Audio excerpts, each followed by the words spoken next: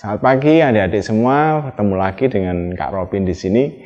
Hari ini kita mau beribadah sekolah minggu. Kita mau berdoa dulu sebelum memulai ibadah ini. Mari semua pejamkan mata, kita berdoa. Tuhan Yesus, terima kasih untuk penyertaan-Mu selama ini. Terima kasih untuk segala hal yang boleh kami rasakan cinta kasih-Mu.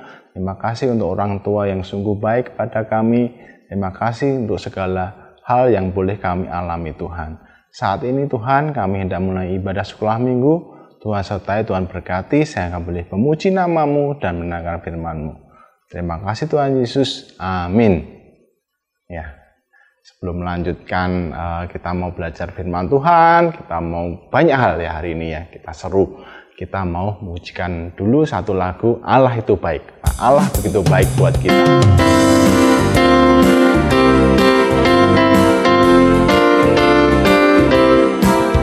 Allah itu baik, sungguh baik bagiku. Ditunjukkannya kasih setianya. Dia menyediakan yang ku perlukan, menyatakan kebaikan, menyatakan kebaikan, menyatakan kebaikannya padaku. Kasih setianya tak pernah berubah, dulu, sekarang, dan selamanya.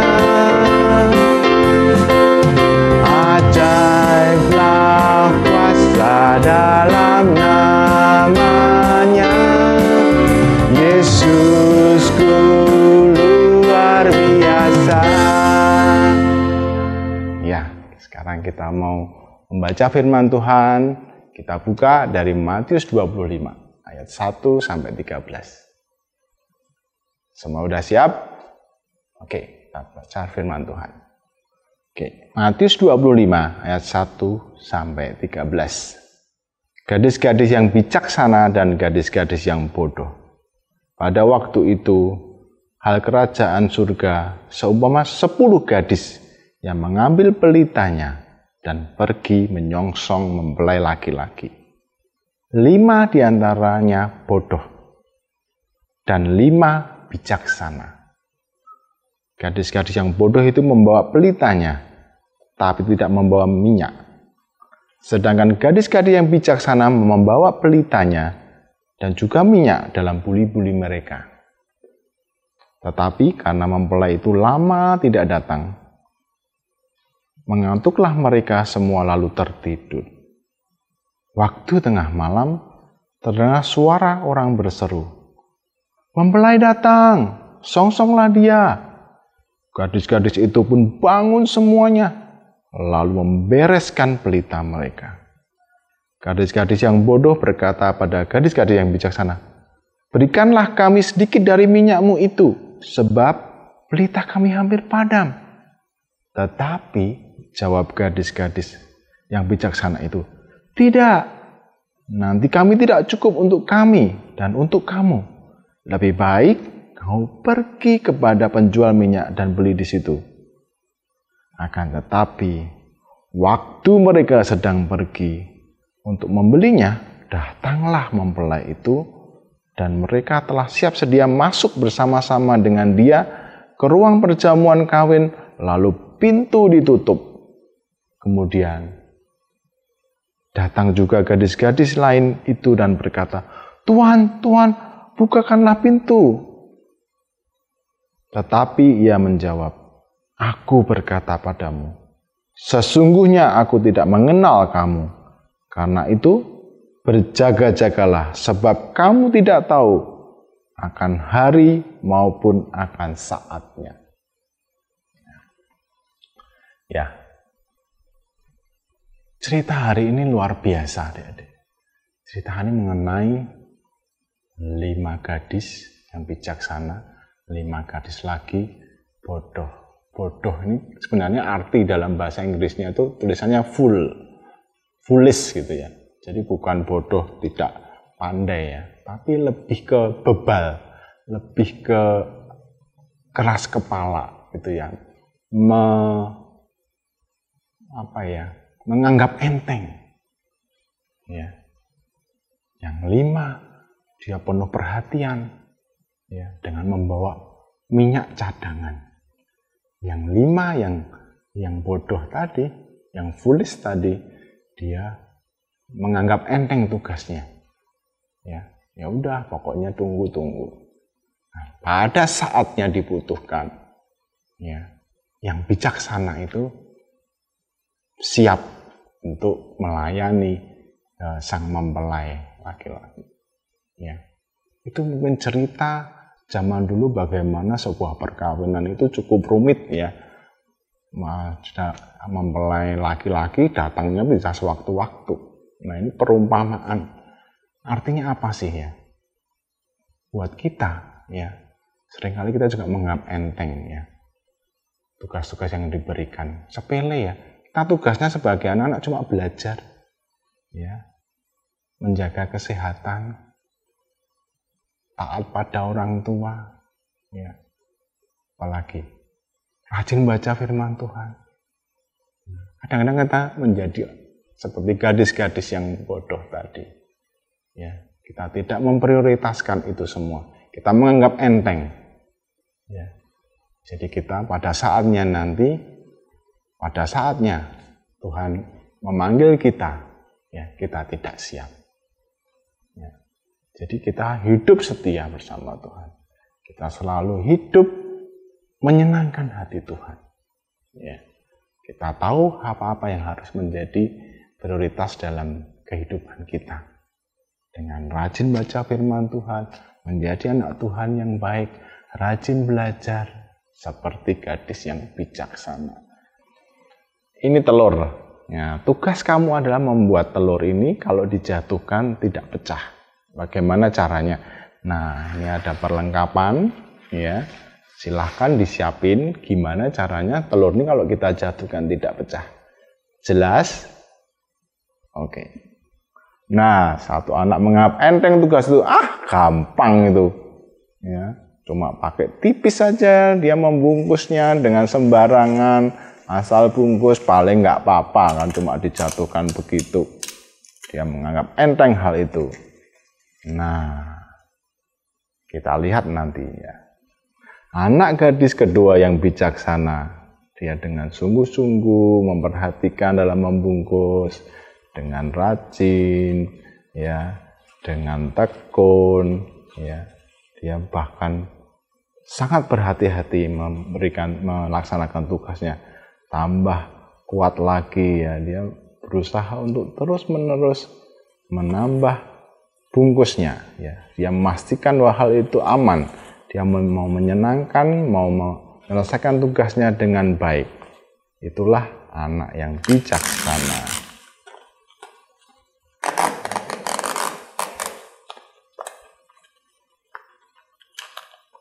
Nah, akhirnya jadi. Kita lihat hasilnya waktu dijatuhkan.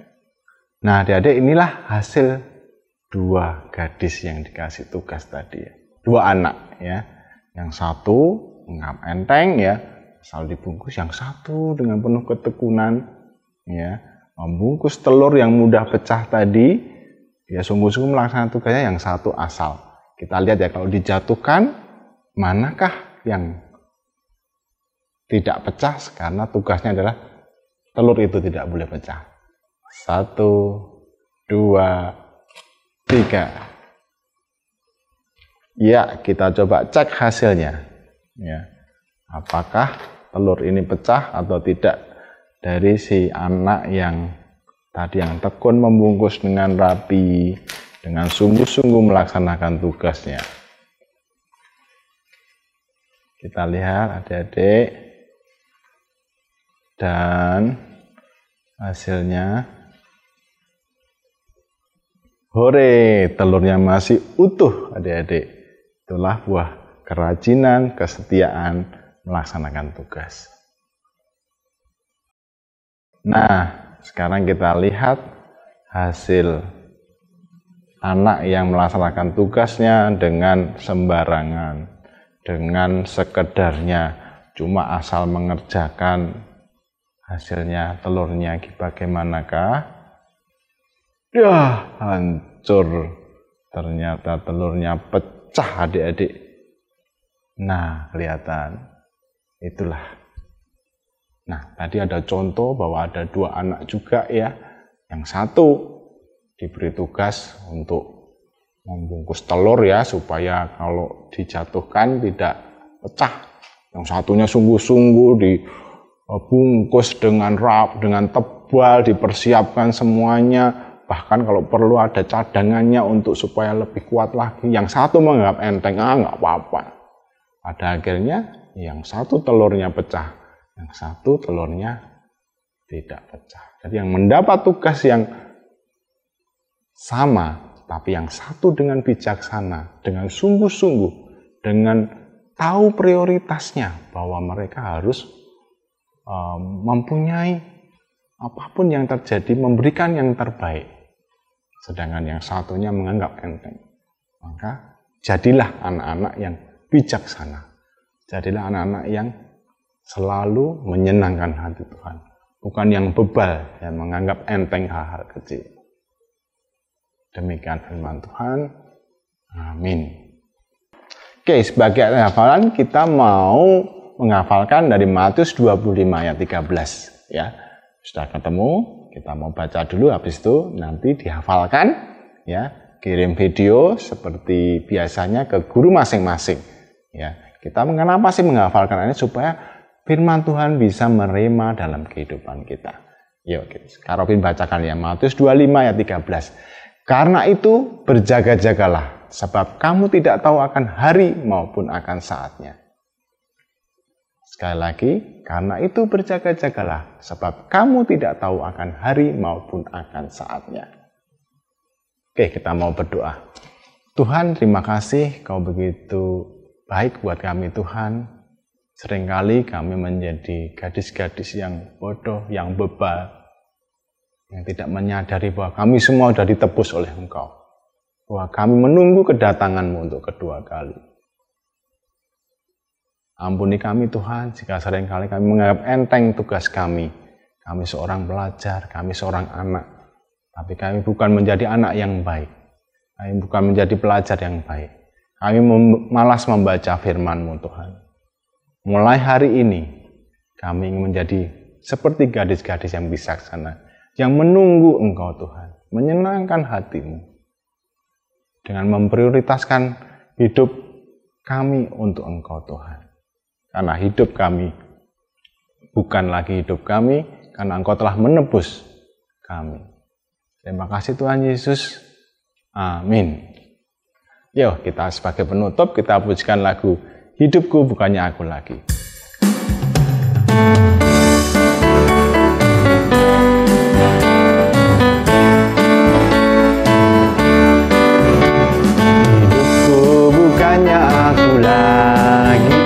Tapi Yesus dalamku, hidupku bukannya aku lagi, tapi Yesus dalamku.